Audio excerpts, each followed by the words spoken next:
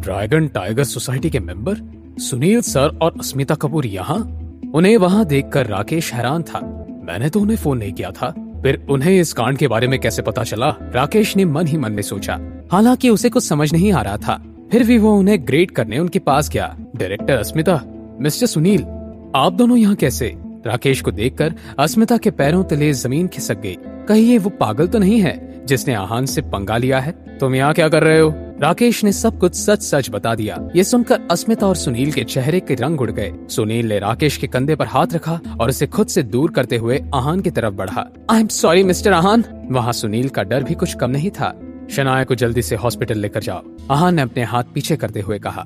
जल्दी करो, मैं शनाया को लेकर जाओ। अस्मिता जल्दबाजी में बोलने लगी और भीड़ को हटाने लगी। शनाया को कुछ समझ नहीं आ रहा था। उसने आहान को ऐसा पहली बार देखा था। शनाया, परेशान मत हो, तुम हॉस्पिटल जाओ, मैं थोड़ी देर में वहाँ पहुँचता हूँ। शनाया के पास उसकी बात मानने के अलावा और कोई ऑप्शन नहीं था। आहान नहीं चाहता था कि शनाया ये सब देखे, इसलिए उसने पहले ही शनाया को हॉस्पिटल भेज दिया। सुनील और पूरी भीड़ बुरी तरह से डरी हुई थी। किसी को नहीं पता था कि आखिर यह आदमी था कौन, पर फिर भी सब डरे हुए थे इससे। सबके वहाँ से चले जाने के बाद आहान दिव्या और सोनिया की तरफ मुड़ा।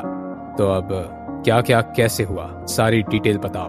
दिव्या के शरीर से जैसे सारी जान निकल गई थी और वो कुछ नहीं बोल पा रही थी। मैं इंतजार कर रहा हूँ लेडीज। आई एम सॉरी, ये सब इसकी वजह से हुआ है, इसी ने मुझे उकसाया था। सोनिया ने दिव्या की तरफ इशारा करते हुए कहा, पर अपनी बात पूरी नहीं कर पाई। उससे पहले कि दिव्या चिल्लाने लगी, झूठ, ये औरत झूठ बोल रही है। उन्हें थप्पड़ मारने के लिए उन्होंने मुझे पैसे दिए। तुम झूठ बोल रही हो। मैं झूठ बोल रही हूँ या तुम? दिव्या और सोनिया ऐसे ही लड़ने लगी और हाथापाई पर उतर आई। बस करो दोनों, स्टोर में तमाशा कर रखा है। अस्मिता की आवाज सुनकर सोनिया और दिव्या रुक गई, पर अभी भी एक दूसरे को ऐसे घूर रही थी। इतने में सुनील ने राकेश से सवाल किया, राकेश इधर आओ। सुनील भाई। राकेश ने कुछ नहीं कहा, बस आहान और सुनील के सामने घुटने टेक कर बैठ गया। सोनिया भी अपने पति राकेश को लाचारी से देख रही थी। राकेश प्लीज मुझे बचा लो। राकेश ऐसा बिल्कुल नहीं करना चाहता था, पर खुद को बचाने के लिए उसे ऐसा करना ही पड़ा। दिव्या की आंखों में डर था और वो राकेश से अपनी जान की भीख मांग रही थी। अब वो अपनी पत्नी की तरफ गया। दोनों इतने लाचार और बेबस कभी नहीं थे। Rakesh please. I am sorry. ये सब होने के बाद आहान हॉस्पिटल की तरफ जाने लगा। उसने अस्मिता से सब संभाल लेने को कहा। अस्मिता ने हामी से सिर हिला दिया। जब आहान हॉस्पिटल में पहुंचा तब शनाया को एक फीमेल डॉक्टर ट्रीट कर रही थी। शनाया, मैंने कभी नहीं सोचा था कि इतने सालों बाद मैं तुमसे ऐसे मिलूंगी। जिया, मैं ठीक हूँ, ज्यादा चोट थोड़ी लगी है। शनाया और जिया अपने कॉलेज के दिनों में रूममेट्स थे।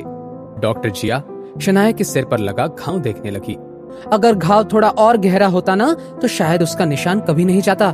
तुम जानती हो कि अभी भी अगर हमारे बैचमेट्स को पता चला कि तुम यहाँ हो तो एक लंबी लाइन लग जाएगी।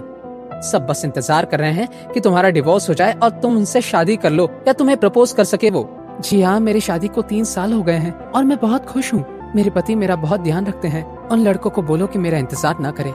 शनाया ने रूखी हुई मुस्कान के साथ कहा। शनाया, हम एक दूसरे को इतने सालों से जानते हैं, मुझसे झूठ बोलकर क्या होगा? ये गाल पर निशान और माथे पर चोट तुम्हारे पति की वजह से आए हैं ना? प्लीज मत कहना कि तुम गिर गई थी। जिया, तुम्हें ऐसा क्यों लग रहा है?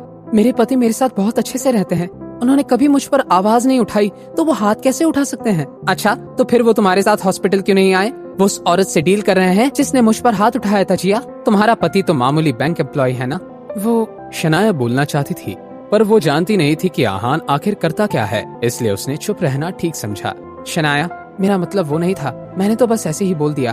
तुम इस बात को दिल से मत लगाना। मेरा इरादा तुम्हें या तुम्हारे पति को नीचा दिखाने का नहीं था। शनाया के पास जिया की बातों का कोई जवाब नहीं था।